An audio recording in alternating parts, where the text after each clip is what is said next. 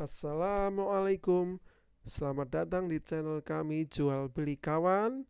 Dan sebagai kawan, saya akan memberikan trik, tips jual beli tanah dan rumah. Jangan lupa subscribe, like, dan komen di channel kami. Baiklah, untuk berikutnya menyambung dari pelajaran yang pertama kita tentang jual beli tanah.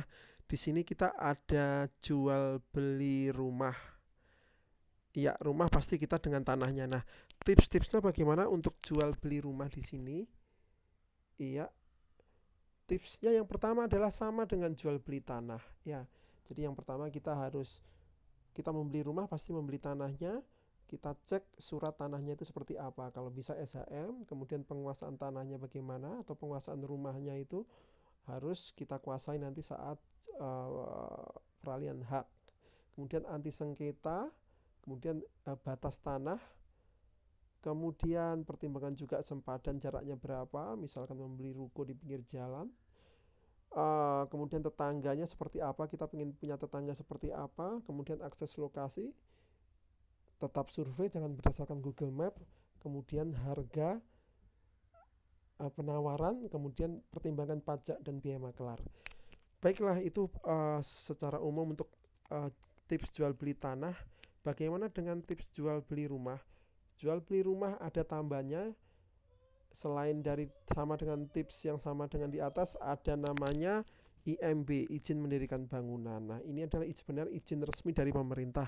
Walaupun kenyataannya kita kadang di berbagai kota banyak rumah yang tidak ada IMB-nya. Nah, ini akan kadang menjadi masalah nanti kalau ada penggusuran, kemudian ada namanya ingin membangun kembali, kemudian didatangi Satpol PP, kemudian ketika ada terjadi bangunan roboh segala macam, kita harus bertanggung jawab karena tidak ada IMB-nya.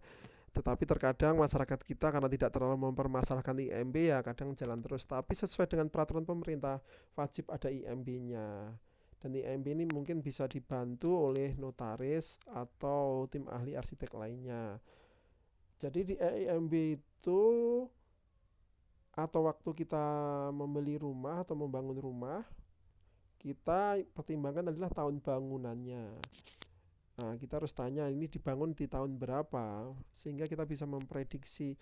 Misalkan kalau sudah 10 tahun, 20 tahun pasti misalkan gentengnya bocor harus ganti, catnya harus ganti dan segala macam. Kemudian spesifikasi ini yang tidak kalah penting. Misalkan spesifikasi yang utama adalah pondasi, terutama untuk rumah dua lantai itu kita harus mengecek benar pondasinya.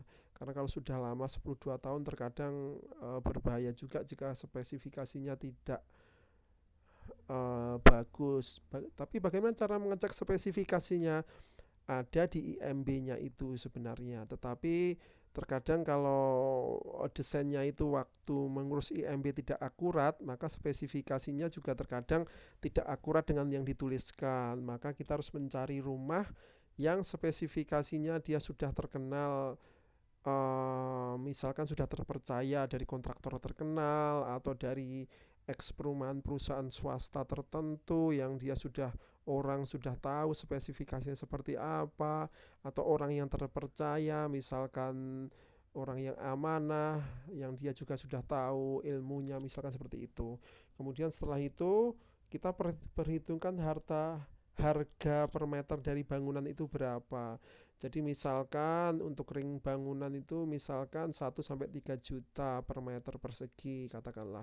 Jadi misalkan kita ambil titik tengahnya, rumah yang bagus itu mungkin 2 juta per meter persegi. Meter persegi adalah meter persegi tidak dihitung tingkatnya. Jadi kalau ada bangunan 30 meter persegi, dia bertingkat, berarti hitungannya 30 kali 2, 60 meter persegi. Jadi harus kita perhitungkan. Jadi misalkan harga rumah 1 juta per meter persegi, kemudian harga tanah 1 juta per meter persegi. Berarti totalnya adalah 2 juta per meter persegi. Kemudian setelah itu baru harga pajak dan biaya maklar segala macam. Dan tips-tips sebelumnya jual beli tanah adalah sama dengan jual beli rumah. Cuma sekedar itu tambahannya ada IMB, tahun bangunan, spesifikasi dan harga. Baiklah, semoga bermanfaat untuk detailnya mungkin kita bisa diskusi di komen atau di online dan offline, karena untuk detail masing-masing tuh ada detail ilmunya tersendiri. Karena untuk rumah dan tanah termasuk transaksi yang tidak liquid, maksudnya tidak mudah dijual, karena tanah dan rumah ini tidak mudah dijual, sedangkan apabila orang itu butuh uang secara mendadak, maka tidak bisa juga menjual secara mendadak. Begitu juga yang punya uang, dia tidak bisa membeli tanah dan rumah secara mendadak, kecuali dia memang sudah punya ilmu dan melakukan pengecekan secara detail. Makanya kita harus menguasai ilmu tentang jual beli tanah dan rumah ini. Baiklah, semoga bermanfaat. Bagi yang ingin diskusi, silahkan online dan offline. Terima kasih. Assalamualaikum.